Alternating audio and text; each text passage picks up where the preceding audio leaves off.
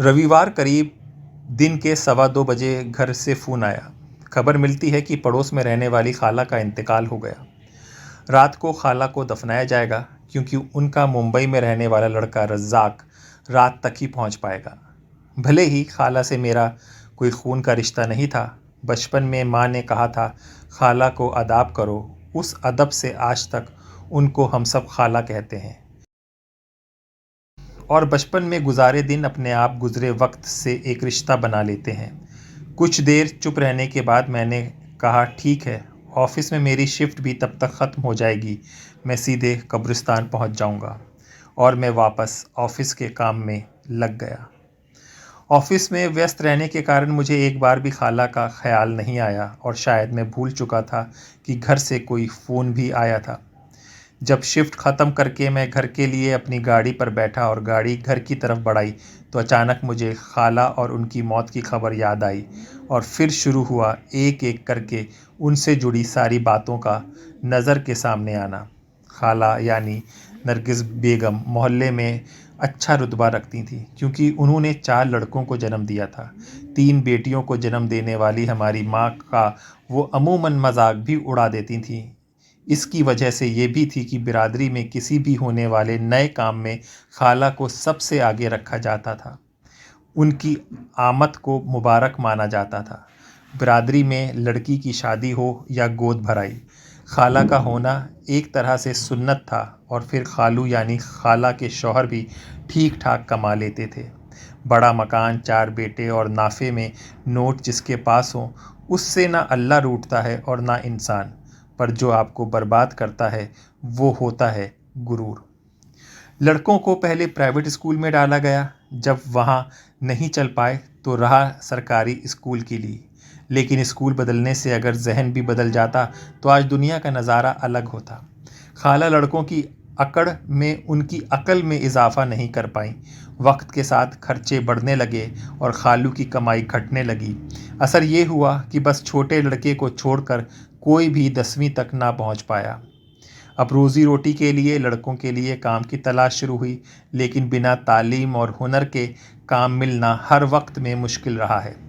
किसी से कहकर बड़े लड़के को मस्जिद की देखभाल और चंदे के खर्च पर देखरेख के लिए रखा गया, लेकिन उसकी शराब की लत ने उससे अल्लाह का घर छुड़वा दिया और अब तक सम्मान करने वाली बिरादरी ने खाला के बड़े लड़के का बायकॉट कर दिया। बाकी 2 लड़कों को खराद के कारखाने में दहाड़ी पर बड़ी मुश्किल से काम मिला। हाँ, छोटे लड़के को खालू के रिश्तेदार ने मुंबई में नौकरी दिला दी। माँ तो माँ होती है, फिर खाला जैसी माँ जिन्होंने लड़के होने के फ़क्र में ही अपनी ज़िंदगी बिताई हो, उनके सिरों पर सहरा बंधने का अरमान कैसे मिटा पाती। लेकिन अब बिरादरी का कोई भी घर उनसे नाता जोड़ने को तैयार नहीं था। हर घर में रिश्ता लेकर वो गईं, लेकिन किसी ने इज्जत के साथ और किसी ने बेरुखी के साथ उन्हें मना कर दिया। अपने हर काम में उनकी पूछ करने वाली बिरादरी ने अब उन्हें पूछना ही छोड़ दिया। शहर में बात जब नहीं बनी तो लड़कियों की तलाश गांव में शुरू। और गरीब कौम और गुर्बत से भरे लोगों की कहाँ कमी है। खाला के लड़कों की शादी हो गई। शादी के बाद जिम्मेदारी और खर्चे दोनों बढ़ने लगे। खालू की कमाई और सेहत दोनों घटने लगी। आए दिन घर में झगड़े होने लगे। पड़ोस वाले बराबर शिकायत करते और आए दिन इलाके के दरोगा जी घर पर होते। कभी भाई भाई से, कभी बहू बहू से, या फिर कभी सारी औलादें खाला खालू से लड़ती पाई जाती। नतीजा ये हुआ, बाप बीमार पड़ गए, इलाज के लिए मोहताज। बाप की कमाई कब तक और कितनी चलती। आपसी झगड़ों के कारण हर लड़का अपना हिस्सा मांगने लगा। खालू की बीमारी बढ़ती गई, इलाज के लिए पैसा ख़त्म होता गया। सरकारी अस्पताल के बदौलत कितने दिन ज़िंदगी खींचती और एक दिन उनकी मौत हो गई। मकान का एक हिस्सा पहले ही बिक चुका था। अब आधे मकान में तीनों भाई रहते थे। मुंबई वाला छोटा लड़का बराबर फ़ोन करके अपने हिस्से के पैसों का तकाजा करता रहता था।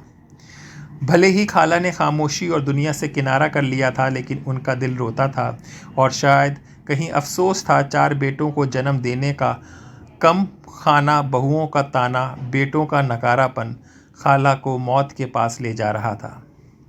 अभी तो 2 दिन पहले ही उनके घर जाकर खाला से मिला था। बहुत कमज़ोर हो गई थी। मुझे देखकर उनकी आँखों में आंसू आ गए।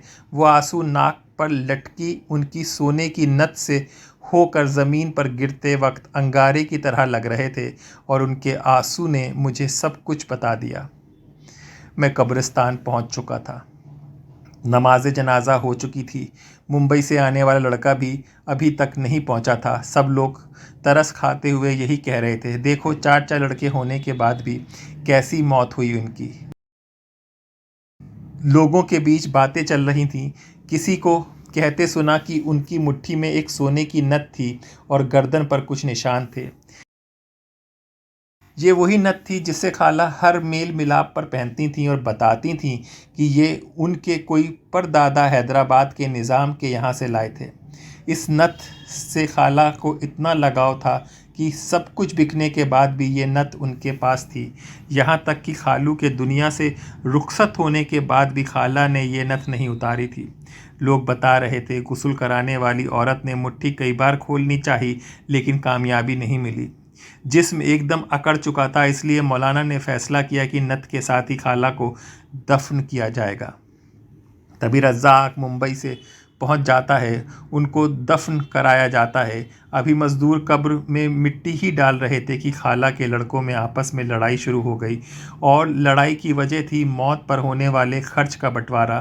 तीनों भाई रज़्ज़ाक से खर्च के पैसे मांग रहे थे और वो कह रहा था उसको तो अभी तक अपने हिस्से का पैसा भी नहीं मिला है। बात से बात बढ़ती गई और तीनों ने रज़्ज़ाक पर हमला कर दिया। उधर खाला पर मिट्टी पड़ रही थी और दूसरी तरफ उनके चारों बेटे मिट्टी पर सने पड़े थे। खाला ने जिन्हें जन्म देकर मान सम्मान कमाया, उनकी कब्र पर ही उनके बेटों ने उसे उनके साथ ही दफन कर दिया। मेरी आंख भर आई और मैं घर के लिए चल दिया। उस रात में बेचैन रहा, लेकिन 2 दिन के बाद मैं सब भूलकर अपने काम पर दोबारा लग गया। वक्त कटने लगा और उनकी कहानी का मेरी ज़िंदगी में अंत हो चुका था कि तभी एक दिन हमारे चैनल में एक खबर आई कि एक आदमी कब्र खोदते हुए पकड़ा गया और उसके पास से एक मुर्दे का कटा हुआ हाथ भी बरामद हुआ। जिस कब्रिस्तान का जिक्र उस खबर में था वो कब्रिस्तान हमारे इलाके का था।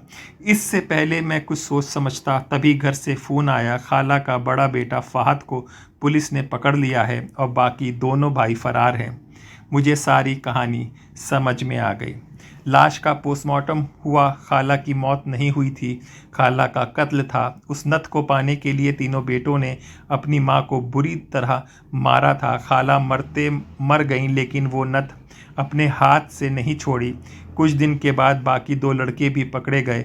फिर जब पुलिस सख्त हुई तो मालूम चला कि चौथे बेटे रज़्ज़ाक को भी इस बात की मालूमात थी और उसने नथ को बेचने में हामी भरी थी। 4 बेटों वाली खाला का ऐसा अंत शायद किसी ने नहीं सोचा था।